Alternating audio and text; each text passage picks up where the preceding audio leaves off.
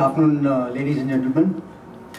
On behalf of the Maringo Sims Hospital and Maringo Asia Hospital Network, cordially invite you to this press conference on the topic of urgency for emergencies. Although Purohit Bhai said trauma, but I would put it across emergencies across all formats. Trauma ही नहीं, बल्कि cardiac emergencies, strokes, even maternal and child emergencies. There are so many other emergencies, heart attacks. These are all emergencies where the initial response is the same for sustaining life and limiting disabilities. तो वैसे तो आप जानते हो ये emergencies तो हैं ही हैं, हर जगह होता है, रोडों में होते हैं, घरों में होते हैं, सड़कों में होती हैं, चलते चलते किसी का एक्सीडेंट हो जाता है या गाड़ी चलाते हुए हो जाता है. बट अहमियत क्या है कि उनको जल्द से जल्द अस्पताल पहुँचे. अस्पताल ना पहुँचे तो आपको क्षमता है to resuscitate that patient with some emergency saving measures that you can have. So these are the things that we want to focus on. आप जानते ही हैं, आप ट्रॉमा ले लीजिए, एक्सीडेंट ले लीजिए, हर साल 1.5 लाख मौत होती है. उसके 4 गुना नीली 7.5 और 7 lakh people die with heart attacks. हर 40 सेकेंड में किसी को एक स्ट्रोक होता है, किसी स्ट्रोक से ग्रस्त होता है. मैटरनल एंड चाइल्ड हेल्थ तो आप जानते ही हैं, किसी का इमरजेंसी हो गया, कहीं बर्थ हो गई, कहीं उसका ब्लीडिंग जा रहा बंद नहीं हो रहा है. तो इम्पॉर्टेंट क्या है? To reach a hospital, to reach a health care centre within 60 minutes, that is golden hour. Golden hour छोड़िए, आजकल तो हर प्लैटिनम 10 मिनट 15 मिनट की बात कर रहे हैं कि 15 मिनट के अंदर किसी तरह कोई कहीं पहुंच जाए. But you know our conditions in India, even in an urban setup, आधा घंटा तो एक एम्बुलेंस आता है आने में और उसके बाद पहुंचाने में. तो दूर दरार और रूरल एरियाज़ में तो आप सोच ही लो कितना होगा. तो हमें क्या करना चाहिए? हमारे पैनल ऑफ एक्सपर्ट्स हैं, they will tell us what exactly we can do to empower people, to give them initial emergency के लिए क्या कर सकते हैं, CPR क्या होता है, बेसिक लाइफ सपोर्ट क्या कर सकते हैं. आपको कुछ भारत के जो मतलब हमारे जो रूल्स हैं, एक गुड समैरिटन लॉ है कि आप में से किसी को ऐसा कोई पेशेंट या कुछ मिल जाए, आप अस्पताल में ले आए, आपके ऊपर कोई आरोप या कुछ नहीं होगा. आपको एक गुड समैरिटन लॉ प्रोटेक्ट करती है कि आप करें ना करें, आप जितने अपने तरफ से आपने कुछ भी कोशिश किया कि पेशेंट को लाए, उससे आपको कुछ आपत्ति नहीं होगी. No fine. See a lot of old faces again and again.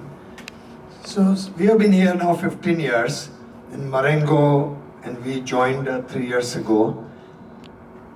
3 साल से हम साथ में हैं, और ये main campaign is tied up to put together साथ में इमरजेंसी रूम, इमरजेंसी सर्विसेज की इम्पोर्टेंस. आपने कार्डियोलॉजी का सुना, कैंसर का सुना, न्यूरो का सुना, but everything is tied to emergency. And the concept of emergency room, emergency area, emergency services, वो इंडिया में अभी अभी एंटर हो रहा है. अमेरिका में वो 50-60 साल से इमरजेंसी डिपार्टमेंट, इमरजेंसी सर्विसेज है. इधर इमरजेंसी भी कभी कभी कोई हॉस्पिटल में लिखते हैं, but they are not true multi-specialty emergency room. So first thing in emergency is you go to a hospital which has all the facilities. It can be heart, it can be lungs, it can be orthopedic, neuro, all that.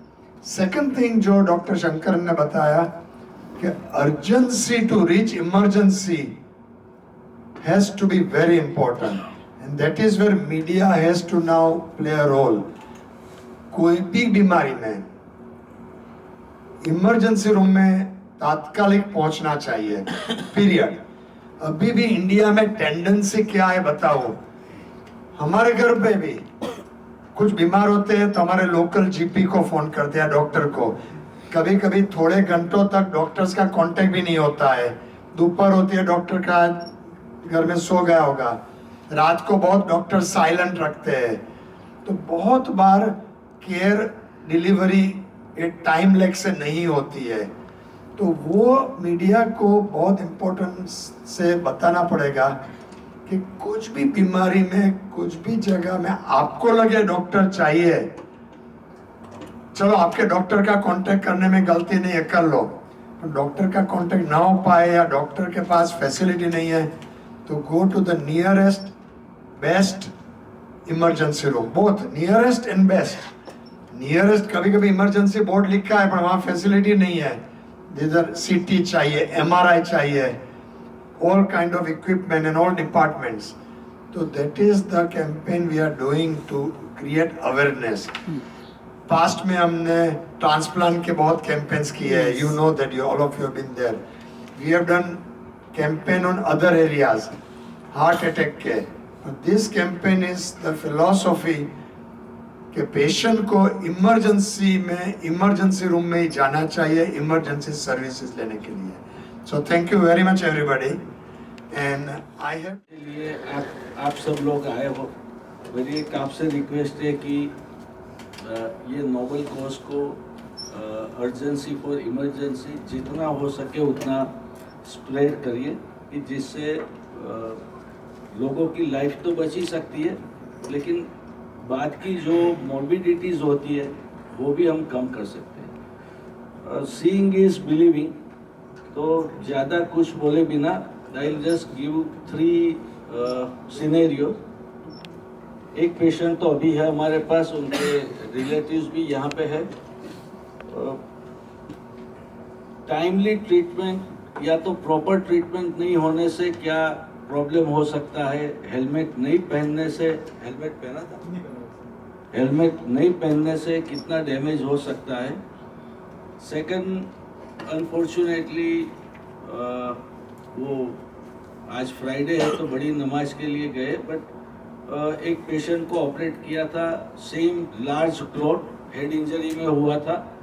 And जैसे ही देखा तो हमको लगा कि ये ज़्यादा time मिलेगा नहीं हमको ऑपरेट करने के लिए. पेशेंट दूसरी हॉस्पिटल में था, वहाँ पे उनका ब्लड टेस्ट ले लिया. By the time patient reach to our hospital तब तक में ब्लड रिपोर्ट आ गया. ईआर में पहले से बोल के रखा था, ओटी में पहले से बोल के रखा था. In short, within an hour that patient was on operation table and we had started the surgery. Next day patient was absolutely normal. Third day ही वाज डिस्चार्ज. आज आराम से वो अपना बिजनेस कर रहा है. अगेंस्ट दैट एक वीडियो आपको दिखाता हूँ. वेरी अनफॉर्चुनेट चाइल्ड, वो उदयपुर से आगे एक रिसोर्ट में घूमने गए थे. वहाँ वो सिटी बैंक की वो कार आती है, उसमें वो घूम रहा था और कहीं से कोलाइड हो गया. एंड जो हमारे में मिसलीडिंग ल्यूसिड इंटरवल बोलते हैं कि इनिशियली पेशेंट बहुत नॉर्मल दिखता है, तो रात को 11 बजे तक ही वॉज नॉर्मल. शाम को 6 बजे हुआ, 11 बजे तक patient was absolutely fine normal. 11 बजे वॉमिट हुई तो उनका फ़ोन आया कि इनको शाम को ऐसे थोड़ा मामूली लगा था, अभी एक वॉमिट हुई है, तो कौन सी गोली दे या कौन सी दवाई दे. मतलब गोली भी नहीं, दवाई भी नहीं, नियरेस्ट जो सेंटर है वहाँ पहुँच के आप सिटी स्कैन कराइए. वो अनफॉर्चुनेटली वो निकले उदयपुर जाने के लिए, रास्ते में उनकी गाड़ी का पंक्चर हो गया. कोई हेल्प के लिए, अनफॉर्चुनेटली जब सब गलत होना होता है तो सब गलत होता है. वो स्टेपनी भी भूल गए, स्पेयर व्हील भी नहीं था, रात को कोई रुका भी नहीं. तो वो 4 घंटे बाद उदयपुर पहुंचे और पेशेंट को जब ऑपरेशन के लिए लिया वहाँ पे, तो बाय दैट टाइम सिम्टम शुरू होने के, एक्चुअली इंसिडेंट के बाद शाम को 6 बजे हुआ था, मॉर्निंग 5 बजे he was on operation table. और सिम्टम शुरू होने के बाद 11 बजे शुरू हुए, 5 बजे लिया, तो ऑलमोस्ट 6 घंटे निकल गए. द डिफरेंस जो 1 घंटे में ऑपरेशन हुआ था, next day he was normal. એક બીજે આ બનાવ બનેલો આજે 4 વર્ષને 1 મહિનો થવા આવ્યો છે અને જે અત્યારે હાવ ઝીરો ઉપરથી અત્યારે આ કન્ડિશને આવ્યા છે. પણ જ્યારે આવા બનાવ હાઈવે ઉપર એક્સિડન્ટલી કે કોઈ પણ જગ્યાએ આવા બનાવ બનતા હોય અને જ્યારે બ્રેઇન હેમરેજના બનાવ થતા હોય તો તાત્કાલિક હોસ્પિટલે કઈ રીતે પહોંચવું અને તાત્કાલિક એટલે ટૂંકમાં એક જનજાગૃતિ માટેનું આ અભિયાન છે અને એમાં બધા ખરેખર આમાં રસ લઈ અને ભાગ મીન્સ એટલે જાગૃતતા લાવવી જોઈએ અને તાત્કાલિક આવા પેશન્ટો હોય તો એમને પ્રાથમિક સારવાર મળી રહે એના માટેની કોઈ પણ પ્રયત્નો પૂરેપૂરા કરવા જોઈએ અને એને પ્રાથમિક સારવાર મળી અને સારી હોસ્પિટલમાં ટ્રીટમેન્ટ મળે અને વહેલી તકે. અને જો વહેલા પહોંચવાથી ઘણા આવા કિસ્સા આ બનાવ બનતા અમે તપાસ જોયેલું છે કે ભાઈ 2 કલાકમાં 3 કલાકમાં હોસ્પિટલે પહોંચી જતા હોય અને તાત્કાલિક એને ટ્રીટમેન્ટ થતી હોય તો ઘણી બધી રિઝલ્ટ બી સારા મળતા હોય અને એમનું જીવન કાયમી ધોરણે વ્યવસ્થિત રીતે એમાંથી પસાર થઈ શકતા હોય છે। प्रॉपर उनका ट्रीटमेंट नहीं हो पाया था। जो हमने सर को भी एक बार फाइल भेजे थे, इनने भी कंडीशन देखी थी, उस टाइम भी यहाँ पे लाने जैसी कंडीशन नहीं थी। उसके बाद 4 दिन बाद हम यहाँ पे लेके आए थे 6 तारीख के दिन। उस टाइम पे भी सर ने बताया कंडीशन बहुत ख़राब है और रास्ते में जो एम्बुलेंस लाए थे उस टाइम में कंडीशन बहुत ख़राब हो गई थी उनकी। बाकी अब कंडीशन बहुत अच्छी, उस टाइम सिर्फ 5% की कंडीशन थी उनकी, चांस से सर ने बताया था हमको। और आज ये है कि उनके हाथ पे भी मूवमेंट करना चालू हुआ है, आइज़ भी मूवमेंट कर रही है और ऑपरेशन भी प्रॉपरली हो गया है। बस मेरा बोलना यही है सभी से कि जो भी बाइक में सफ़र करेगा खाली हेलमेट पहन लो बस, उससे बहुत सारी इंजरी से बचा जा सकता है बस। जो फेस में फ्रैक्चर है, पैर में फ्रैक्चर है, वो सब तो ट्रीटेबल है, उसमें से आदमी नॉर्मल हो जाएगा। लेकिन इतनी सीवियर हेड इंजरी है, हेलमेट पहना होता तो शायद इतनी ग्रीवियस, इतनी सीरियस इंजरी नहीं होती। Second, transportation is also, we are trying to tie up the hospitals on the highway कि उनको ट्रांसपोर्टेशन बहुत अच्छी तरह से हो जाए, क्योंकि जब पेशेंट यहाँ आया तब उसका ऑक्सीजन सैचुरेशन बहुत कम था, उसका ब्लड प्रेशर बहुत कम था, हाइपोटेंशन था। तो रास्ते में कैसे ट्रांसफ़र करना कि उसका ऑक्सीजन बराबर रहे, सक्शन बराबर हो जाए, ब्लड प्रेशर बराबर हो जाए, तो ऑलरेडी डैमेज पेशेंट को और ज़्यादा डैमेज नहीं हो।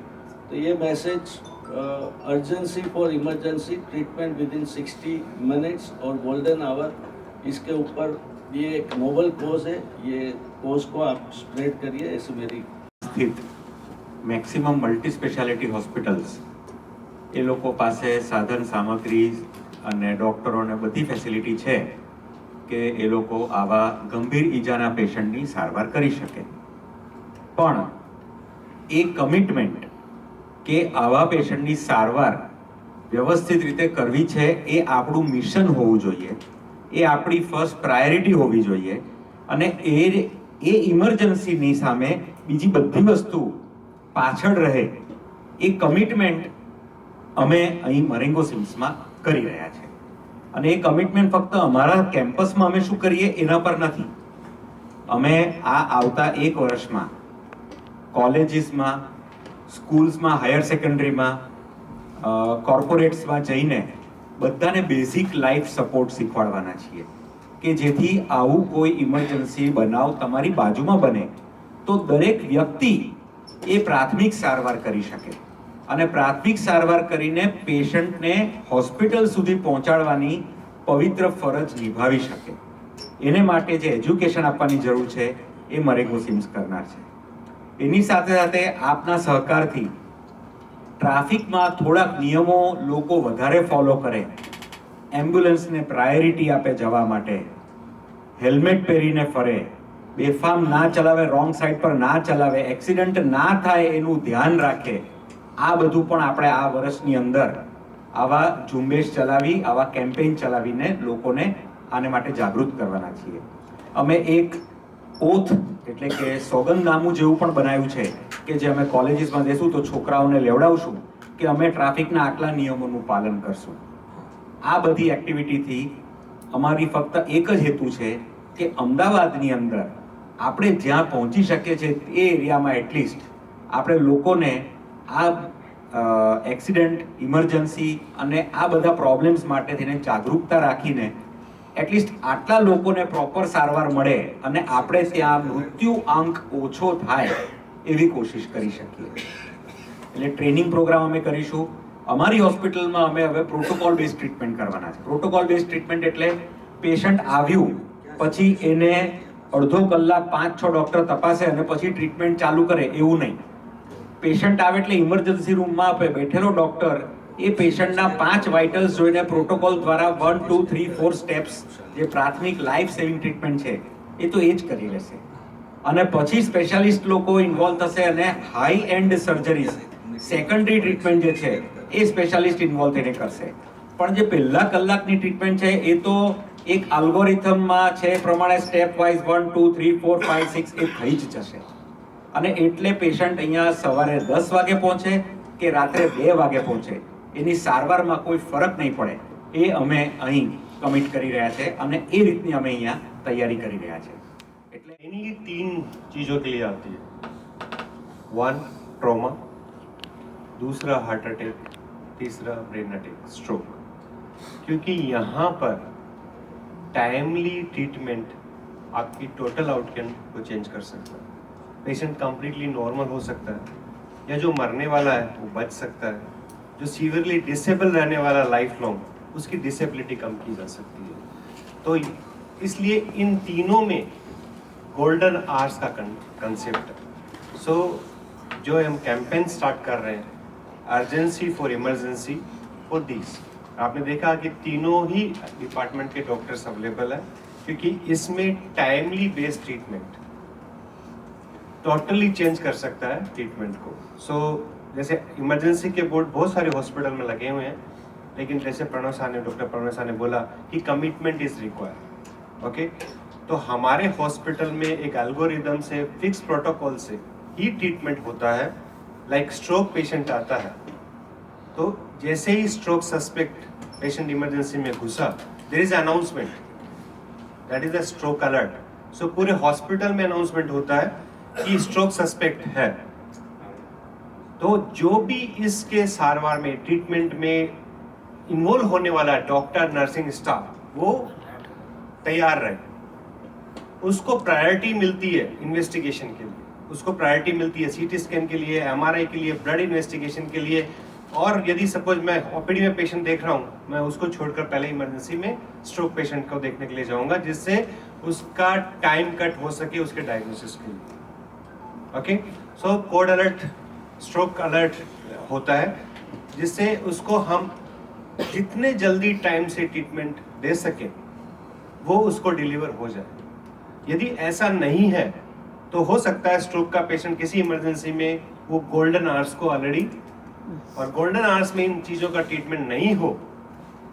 एंड बहुत सारी स्टडी में इट्स क्लियर कि इन 3 डिजीज का ट्रीटमेंट यदि गोल्डन आवर्स में किया जाए, trauma, heart attack and stroke, उसकी टोटली आउटकम चेंज हो सकती है। गोल्डन आवर्स अभी तक पूरे वर्ल्ड में 60 मिनट्स है, पर हमारा एम 60 मिनट नहीं है। हमारा एम है कि हम 30-45 मिनट्स के अंदर वो ट्रीटमेंट इन 3 डिजीज में डिलीवर करें। सो ये कैंपेन स्टार्ट किया है, जिससे ज़्यादा से ज़्यादा पेशेंट ऐसे इमरजेंसीज में पहुँचे जो प्रोटोकॉल बेस्ड ट्रीटमेंट हो, न कि स्पेशलिटी बेस्ड ट्रीटमेंट हो, जहाँ specialist taking more time to reaching to the emergency. Thank you so much. My name is Dr. Harshil Mehta. I am the zonal head for emergency medicine at Marengo SIMS Hospital. Today we are going to launch a campaign that is called Urgency for Emergency, 60 minutes for life. We have seen in emergency department that many patients are coming, but unfortunately they are not able to reach in time, especially in patients with stroke, heart attack and trauma. Now, because of some issues, some misbeliefs that it's okay to stay at home, they take some homemade medicines and then they rest, and once they are not completely cured with those medicines, those treatments, then they come to emergency, and then when they come, then unfortunately we are left with very few options, especially in these 3 conditions. In trauma as well, on road we have seen that many patients are lying on the road and nobody is helping, because of again the misbelief that if somebody takes to the patient to the hospital, then the hospital will not release them, the police will ask few questions and police will harass them, they will have to go to court. But this is not a true line story right now. The government has also launched the Good Samaritan law, in which no accompanying person or no bystander would be held responsible for anything happens to the patient.